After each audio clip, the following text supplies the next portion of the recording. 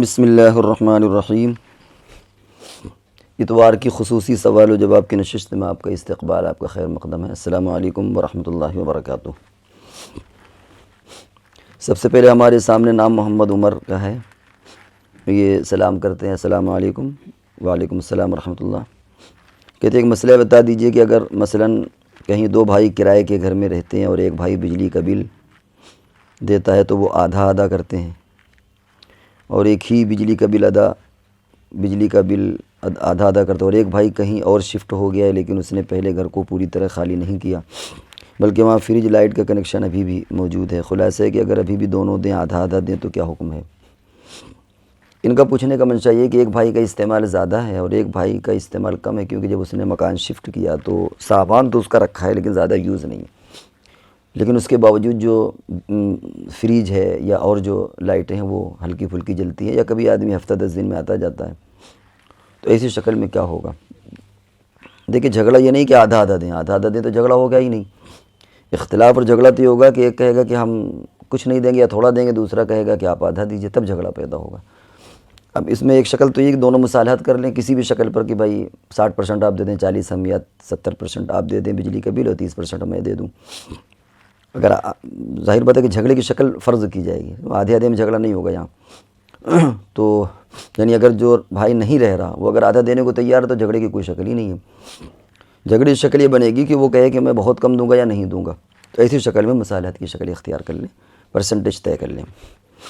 اور اگر اس میں بھی کوئی شکل نہ بنے تو پھر اس کی ایک شکل یہ ہوتی ہے کہ سب میٹر لگوا لیجیے آپ، جس کے یہاں جتنا بل آئے اتنا وہ دے گا، لیکن سب میٹر میں ایک خیال یہ رکھنا پڑے گا کہ جو لائن لاس ہوتا ہے، جو بجلی لائنوں میں ضائع ہوتی ہے وہ تو برابر ہوتی ہے، اگرچہ گھر بند ہو تب بھی ہو، تو آف موڈ پر ہو آن موڈ پر ہو، کچھ نہ کچھ تو لائن جو لاس ہوتا ہے یہ تو دینا پڑے گا اس کو۔ اسی طریقے سے میٹر کا منیمم چارج ہوتا ہے تو وہ دینا پڑے گا، تو پھر میٹر کا منیمم چارج وہ آدھا آدھا دے دیں، جو لائن لاس ہو رہا اس کا آدھا آدھا کر لیں، اس کے بعد سب میٹر لگوا کر کے جتنے یونٹ جس کے یہاں ہے اس طرح اس کو بانٹ لیں، اور مصالحت کی جو بھی شکل اپنا لیں وہ درست ہوگی۔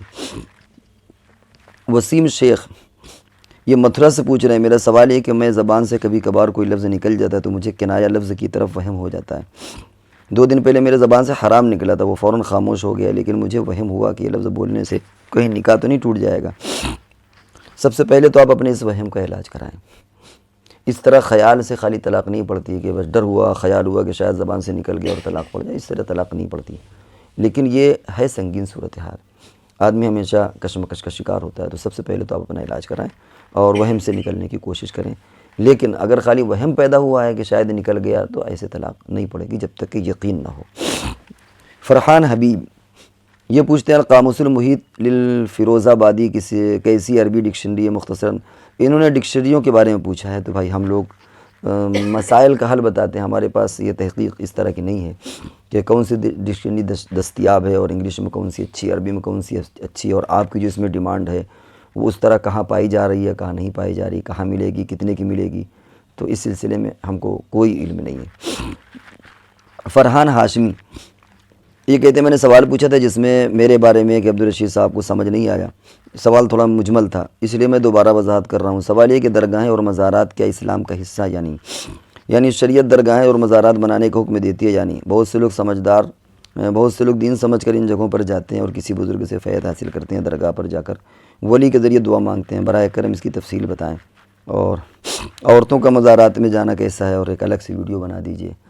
میرا خیال ہے الگ سے کوئی ضرورت نہیں ہے، پہلے تو یہ سمجھ لیں کہ باقاعدہ مزاروں کو فروغ دینا، مزاریں اس طرح بنانا جو درگاہیں ہوتی ہیں باقاعدہ ان میں تعمیر کرنا، یہ تو جائز نہیں ہے۔ رسول اللہ صلی اللہ علیہ وسلم کا روضہ اطہر وہ پہلے سے بنا ہوا تھا، پھر آپ کی بہت ساری خصوصیات ہیں، اور چونکہ حضور علیہ السلام حضرت عائشہ رضی اللہ تعالیٰ عنہ کے حجرے میں مدفون ہیں، آرام فرما رہے ہیں، وہ پہلے سے بنا ہوا تھا، اس لیے وہ ایک الگ کیس ہے۔ اس کے علاوہ کہیں پر بھی اسلام میں اس طرح کی چیزیں نہیں ہیں کہ باقاعدہ مزار کو فروغ دیا جائے، درگاہیں بنائی جائیں، تو درگاہیں بنانا تو جائز نہیں ہے، درست نہیں ہے۔ اب رہا ہے کہ وہاں جانا نہ جانا، تو اگر بزرگان دین ہے اور کوئی واقعتاً اس لیے جاتا ہے کہ ہم وہاں جائیں گے فاتحہ پڑھیں گے تو اس کی گنجائش، حالانکہ اپنے مکان سے بھی اپنے علاقے سے بھی یہ کام کر سکتا ہے، لیکن بہرحال اگر وہ اس طرح چلا جائے، دور دراز کے سفر سے احتیاطی بہتر ہے، لیکن اگر علاقائی مسئلہ ہے چلا جائے تو اس میں کوئی حرج نہیں۔ عورتیں احتیاط کریں اس میں۔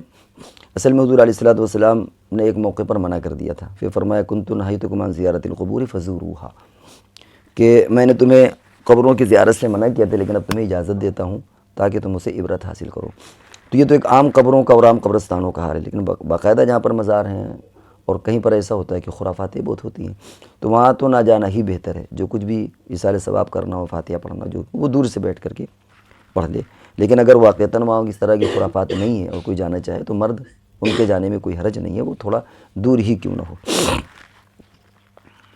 فرحان رائنی، ان کا پوچھنا ہے کہ بتائیے روزے میں غسل کرتے وقت ناک سے پانی کے 2 بوند اگر منہ کے راستے واپس آ جائیں تو کیا روزہ ٹوٹ جائے گا؟ ہاں، اس سے روزہ ٹوٹ جائے گا، کیونکہ ناک میں بھی اگر اوپر تک چڑھ جائے تو روزہ ٹوٹ جاتا ہے۔ اس کی وجہ یہ ہے کہ ناک کے ذریعے سے جو بھی پانی منہ میں آتا ہے تو حلق کے راستے سے ہی ہو کر کے آتا ہے، پہلے وہ حلق میں جاتا ہے، یعنی اس ممنوعہ جگہ پر پانی چلا جاتا ہے جہاں تک جانے میں روزہ ٹوٹ جاتا ہے۔ تو اس میں خالی پیٹ ہی شامل نہیں ہے، اگر حلق میں بھی پانی چلا جائے تو روزہ ٹوٹ جاتا ہے۔ تو اس کی وجہ سے اگر ایسا ہوا ہے تو روزہ ٹوٹ جائے گا۔ ان کا آگے یہ پوچھا ہے کہ اگر روزہ ٹوٹ جاتا ہے تو کیا رمضان کا ایک روزہ چھوٹنے پر 2 مہینے کے روزے رکھنے ہوں گے؟ روزہ ٹوٹ جانے سے نہیں ہوتا، نہ چھوڑ دینے سے کفارہ ہوتا ہے، بلکہ قصداً توڑنے سے ہوتا ہے۔ بغیر کسی عذر کے اگر کسی نے روزہ توڑ دیا تو پھر ایسی شکل میں 2 مہینے کے کفارے ہوتے ہیں، اور اگر خود ٹوٹ گیا ہے یا کسی عذر سے اس نے روزے کو توڑا ہے تو ایسی شکل میں روزہ اس کے لیے کفارہ نہیں، جو 2 مہینے کا مسئلہ ہے وہ نہیں ہے۔ اور اگر یہی کفارے کا روزہ ہو تو اس میں کیا مسئلہ بنے گا؟ یہی کفارے کا روزہ ہو؟ نہیں، اس میں کفارہ نہیں ہوگا۔ محمد آجان یہ پوچھتے ہیں کہ آپ نے جو کڈنی ڈونیٹ کی اجازت دی ہے، اس بارے میں یہ بات عرض کرنا چاہتا ہوں کہ دارالعلوم دیوبند کے علماء مفتیان کرام کڈنی ڈونیٹ کرنے سے منع کرتے ہیں۔ ان کی نظر میں آرگن کیا ڈونیشن ناجائز ہے، چاہے وہ کڈنی کیوں نہ ہو۔ اس پر آپ کی کیا رائے؟ یہ فتویٰ ان کی آفیشیل ویب سائٹ پر پڑا ہے۔ دیکھیے، آپ اگر اس پر عمل کرنا چاہیں تو کوئی منع نہیں کر رہا۔ جو بات آتی ہے کڈنی دینا تو کوئی مجبور نہیں کر رہا کہ نہیں دینا ضروری ہے، تو ایک آپشن گنجائش ہے کہ گنجائش ہے کہ نہیں۔ دارالعلوم کے کچھ فتاوے ایسے ہیں جو پرانی سائٹوں میں ہیں، اور اب جدید حالات کے اعتبار سے بہت سارے مسائل بدل چکے ہیں۔ آپ سود کا مسئلہ دیکھیں، دارالعلوم کے سارے فتاوے آپ کو ویب سائٹ پر مل جائیں گے کہ اس کا استعمال کیا ہے، کہاں کہاں، یعنی تقریباً اس کا استعمال کسی چیز میں نہیں لا سکتے، غریب کو خالی دے دیجئے۔ لیکن اب دیکھیے باقاعدہ سیمینار ہو چکا ہے کہ آپ اسے ٹیکس میں دے سکتے ہیں اور کہاں کہاں پر دے سکتے ہیں، اس کی پوری فہرست ہے۔ تو حالات کے اعتبار سے دلائل اور مسائل بدلتے بھی رہتے ہیں۔ جس زمانے میں دارالعلوم نے فتویٰ دیا تھا اس زمانے میں وہ چیزیں کلیئر ہو کر کے نہیں آئی تھی میڈیکل سائنس کے اعتبار سے، اس لیے وہ فتویٰ اس طرح کا ہے۔ ممکن ہے کہ نئے طور پر اگر سوال کیا جائے تو دارالعلوم بھی اپنے فتوے کو بدل دے، رائے بدل دے۔ تو بہرحال ایک بہت بڑی علماء کی ایک تعداد ہے جو کہتی ہے کہ گنجائش ہے۔ باقی اگر کسی کو دارالعلوم کے فتوے پر عمل کرنا ہے تو اس پر عمل کر لے۔ احتشام کانپور یہ پوچھتے ہیں مفتی صاحب میں آپ سے ایک مسئلہ دریافت کرنا چاہتا ہوں کہ اگر کسی نے صرف 2 گواہوں کے سامنے خصوصی نکاح کر لیا لیکن اب وہ اجتماعی نکاح کرنا چاہتے ہیں تو کیا وہ دوبارہ پھر سے نکاح کر سکتے ہیں؟ ذرا وضاحت فرمائیے۔ کوئی حرج نہیں ہے، دوبارہ اگر نکاح کرنا چاہیں تو وہ کر سکتے ہیں، اس میں کوئی حرج نہیں ہے۔ ایک اور سوال ہے بنت حوا، یہ کوئی بچی ہے جو بھی عمر ہو، بہرحال یہ اس طرح لکھتی ہیں اپنے نام کے آگے۔ ان کا ایک سوال ہے کہ یعنی اگر ہمیں اعتکاف کی قضا کرنی ہو 3 دن کے اعتکاف کی تو کیا ہمیں 3 دن کا اعتکاف کرنا پڑے گا، اور کیا ان دنوں روزہ رکھنا ضروری ہے؟ وضاحت فرمائیں۔ عام طور سے اعتکاف کے تعلق سے جو مسئلہ لکھا ہے وہ یہ کہ اگر آپ کا نفلی اعتکاف ہے وہ ٹوٹ گیا تو کوئی مسئلہ ہی نہیں ہے، اور اگر سنت مؤکدہ اعتکاف ہے وہ اگر ٹوٹ جائے تو 1 دن کی قضا رمضان کے بعد روزے کے ساتھ 24 گھنٹے کی قضا اس میں رکھنا ضروری ہے۔ اب یہ 3 دن کا مسئلہ ہے تو ایک تو یہ کہ 3 دن یوں ہی آدمی نے رکھ لیا، جیسے بہت سارے لوگ رمضان کے مہینے میں 3 دن کا رکھ لیتے ہیں، نہ وہ سنت ہوتا ہے سنت مؤکدہ اور نہ وہ نذر ہوتا ہے، وہ بھی نفلی درجے میں ہوتا ہے، وہ اگر ٹوٹ جائے تو ختم۔ لیکن اگر یہ نذر ہے تو پھر ایسی شکل میں رمضان کے بعد اثر نو 3 دن کا اعتکاف اور اس کے ساتھ 3 روزے رکھنا ضروری ہوگا، تب نذر پوری ہوگی ورنہ نہیں پوری ہوگی۔ فرزان خان انہوں نے پوچھا کرسمس کے موقع پر چرچ کے باہر خاص چاکلیٹ بیچتے ہیں جو ہر سال کرسمس کے موقع پر بنائی جاتی ہے، تو اس کو خرید کر کھانا جائز ہے، اور اگر مفت دے دیں تو پھر کیا ہوگا؟ چاکلیٹ میں کوئی ایسی ناجائز چیز اگر نہیں ہے تو اس میں کیا حرج ہے؟ وہ ٹھیک ہے، خاص موقع پر جیسے دیوالی میں ہوتا ہے زیادہ مٹھائیاں لوگ بنا لیتے ہیں، بھائی عام دنوں میں مٹھائیاں بنتی ہیں، لیکن دیوالی وغیرہ میں کیا ہوتا ہے کہ ہر حلوائی اپنے دکان کے باہر بھی بہت لمبی پھڑ لگا کر کے اسپیشل مٹھائیاں بنا لیتے ہیں، تو اس کے خریدنے میں کھانے میں کوئی حرج نہیں ہے۔ ہاں اگر اس میں کوئی صلیب کا وہ اس طرح کا ہو، کوئی ان کا مذہبی، تو ظاہر بات ہے ان سے ایوائڈ کرنا چاہیے، لیکن اگر میں چاکلیٹ ہے تو پھر اس کو خرید کر کھانے میں کوئی حرج نہیں ہے، کیونکہ آدمی اپنے اپنے تہواروں میں کچھ چیزیں زیادہ بنا لیتا ہے، تو اس میں کوئی مذائقہ نہیں ہے۔ تو یہ رہے ناظرین کرام آپ کے سوالات کے جواب۔ اب ہم انشاءاللہ اگلی نشست تک کے لیے آپ سے رخصت ہوتے ہیں، جب تک کے لیے اجازت دیجیے۔ والسلام علیکم ورحمۃ اللہ وبرکاتہ۔